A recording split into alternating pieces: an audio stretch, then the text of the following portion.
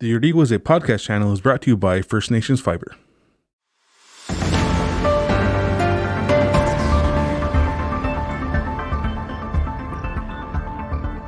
Welcome to the Iorì wase Front Page podcast. In today's episode, we talk to Pow-Wow Committee member Kimberly Cross-Zacharie about this weekend's 30th edition of the Echoes of a Proud Nation Pow-Wow.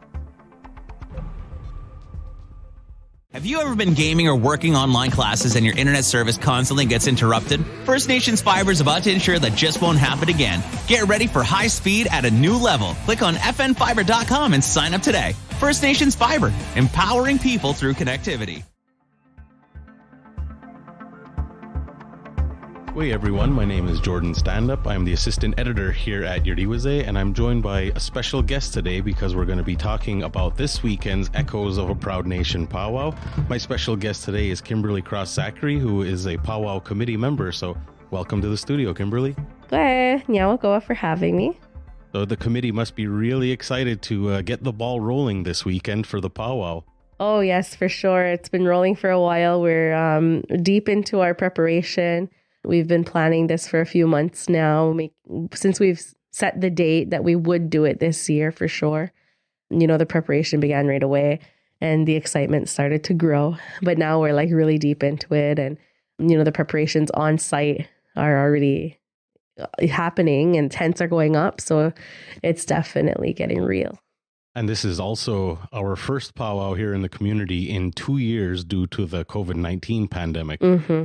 Yeah, it's very hopeful and exciting, I think, not just for the committee, but for our whole community, for our visiting drummers and dancers, our vendors, and then for our visitors as well. You know, I think our powwow is a big event. You know, it has a big impact in everybody's life a little bit. You know, for me, I'm making sure I'm here every powwow weekend before I was on the committee.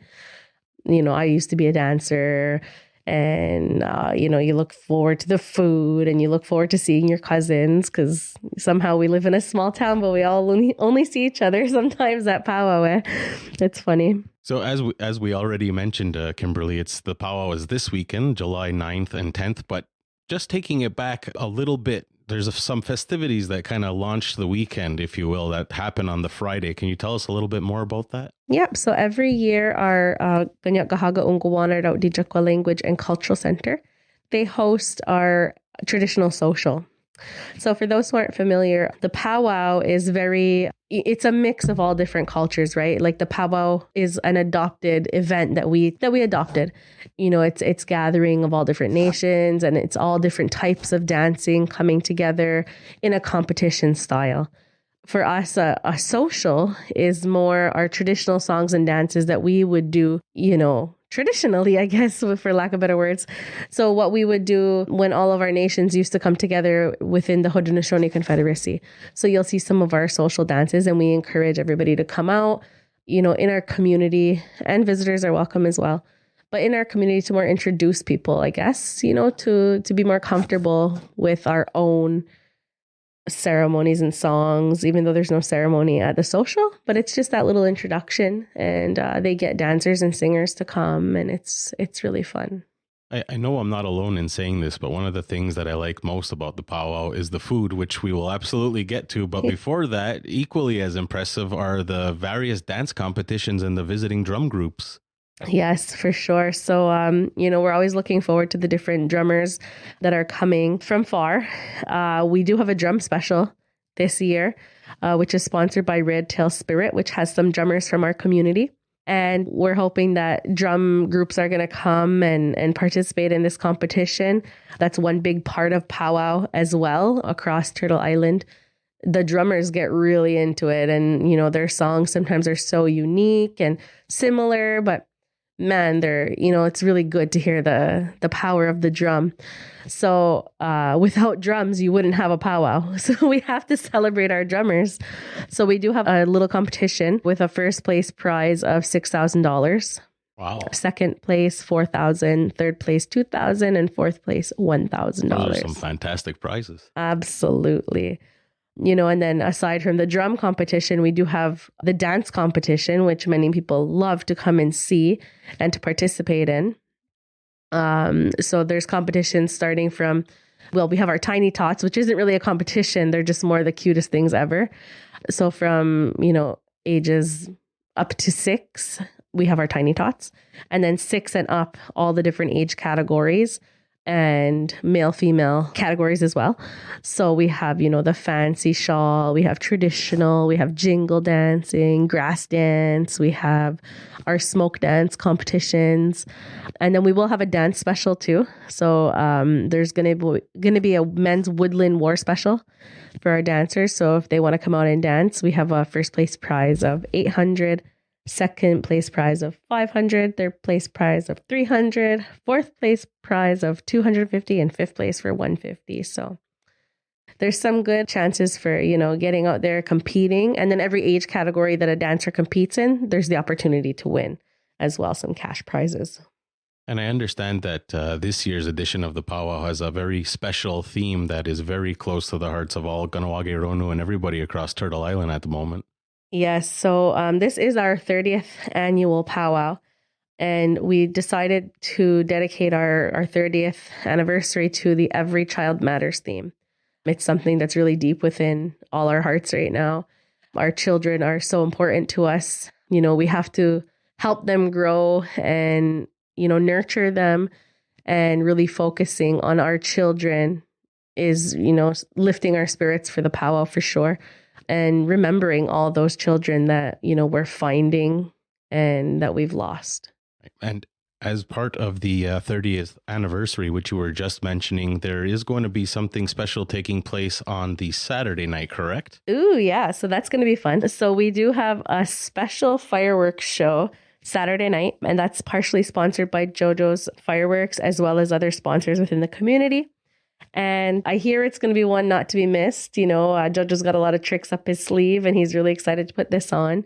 So I'm encouraging people, come out Saturday and stay and see the fireworks show. It's going to be a really good one. So now hopefully we could talk about the food. Oh my gosh. I've been waiting to talk about the food. Can you tell us about some of the visiting vendors and the selection that we can expect? So we have about 27 food vendors who are pre-registered. And there's a wide variety, and I think everybody can expect their favorites to be there. There's going to be a good selection of wild game and fish, and then a lot of, traditional menu items like wild rice and berries. And oh my God, I'm getting hungry now. We were just talking about it. I can't wait. I think the food aside, my favorite part is the smoke dance, but the second favorite of the powwow is definitely the food. I always go one time a year. I get my fry bread. And of course, there's plenty of shopping to be done at the powwow as well. Yeah, of course. So we do have about 100 vendors on site at the powwow, and there's always a great variety of our traditional handicrafts, things that people have made. And I'm thinking, since it's been so long since we've had powwow, people have really been building their stock. So I think it's going to be a really interesting and wide variety this year. I know I'm ready to go shopping if I have time during the powwow. So it's going to be fun. As we've mentioned a little bit earlier, the powwow, of course, is happening this weekend. It's going to be happening on the Saturday and the Sunday. And this hasn't happened in 2 years in our community. So, of course, you got to be anticipating a much, much larger turnout than we've had in previous years. We are anticipating a little bit of an increase, I think. We've thought about, how we can make things a little easier. So one of the ways was to introduce online ticketing. So we're hoping that people go online to purchase their tickets, which may make the entrance onto our Tekakwitha Island a little faster, because everybody knows there's just one bridge. We're going to try to do our best to get everybody there as quickly as possible. The gates do open at 9 a.m. on both days. So we encourage people to come early and spend some time there, before the dancing happens, and to still be mindful that we're, inside of a pandemic. And if people are, showing symptoms of anything related to COVID, to do a rapid test. And if you are negative, and, wear a mask, or if you're not comfortable in large crowds, wear a mask, because we do think there's going to be a large crowd. I understand that the committee is always recruiting volunteers or gate workers, security. At this point in the game, are you guys still looking for things like that? Yes, we are. So we are still looking for some security workers. So people can call and sign up to be a security worker. And the phone number is 450-632-8667. We're looking for a few volunteers for the gates as well, so people can call the same phone number and sign up with our worker there at the Powwow office. We can't really get Powwow going without our volunteers and our security. We want to make sure everybody is safe. We want to make sure that if there's any occurrences with dehydration or sunstroke or any injuries, that we have security on site to assist those people. And of course, our community absolutely loves the powwow, but we can also expect a lot of visitors. And there's also a free bus service, I understand. Yeah, which is really cool this year. It's the EXO bus company. They've offered to provide the bus from the Iorì Metro to Kahnawake for free. And the Powwow bus schedule is available on our Facebook page. So if people aren't aware, if you want to Facebook on Kahnawake Powwow and follow our page, you'll get all the up-to-date information on there. And Kimberly, just a little bit earlier, you were talking about some of the work that's happening in the days leading up to the powwow. So could you give us a better picture of what happens on a day-to-day leading up to the big days? I don't even know if I know all the work. So a few weeks ago, some of the workers began to cut the grass and prepare the site because, it is pretty wild over there. So making sure that there's not too much overgrowth of the grass and the weeds, making sure that the trees, there's no limbs falling off. And then also looking at the dance arena and making sure the grass and because it's a raised arena, that it's all still intact, repainting the sides, and then cut some of the admin stuff as well. We have to book the bathrooms, we have to book the seating area, we have to get all our tents there and put them up. We also have to have the grounds leveled with some of the gravel for people to be able to walk around. And there's quite a bit of work that's being done, most of it over the past few weeks, and then some of the back work, before then. But this week is very, very busy. If you go on the Powwow, you'll see, people are working constantly. So a lot of work being done. And then, we're also always looking for new committee members. It's not an easy when you don't have so many people on a committee for such a large event. So having more people would be a lot easier to do more, to get things done easier. So if anybody's interested in joining to be a committee member, they can reach us, reach out, come see us at the powwow. And yeah, it's a really a great experience being a part of it. There's been plenty of planning, plenty of work. And with that being said, was there anything else that you might like to add to drum up the excitement for this weekend? We will have some special guest entertainment during the dinner hour. So, while there is no dancing, if people want to come out and see that, I'm not going to give away the surprise, but you can come during dinner between 5 and 7 on Saturday. You can buy tickets in advance. So we do have advance ticket sales at Wolf's Den and the Kahnawake Tourism Office. And you can also buy tickets online at Kahnawakepowwow.com. The entry fees to get in, general admission is $8. And seniors who are 60 years and more are $4.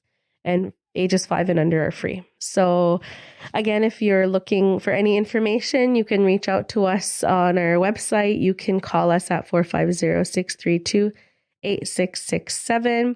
If you're coming by car, follow the powwow signs. They've already been put up, so you should not get lost. It says powwow in purple with arrows. And then if you're also coming by public transportation, if you head to the Iorì Metro, our bus is coming on the weekend and it will be free. And the schedule is posted on our Facebook page. I think we covered everything today, Jordan. I actually have to admit that I'm still hungry after talking about all the food variety a little bit earlier. But I just wanted to thank you for coming in, Kimberly, to talk about this weekend's festivities. Well, thanks for having me. I enjoyed it. And I'll see everybody on the weekend. Nyawakoa. Ana. Thanks for listening to the Iorì Wase Front Page podcast. Be sure to check out our other podcasts like Meatheads and The Beating Table on Google and Spotify or wherever you get your podcasts.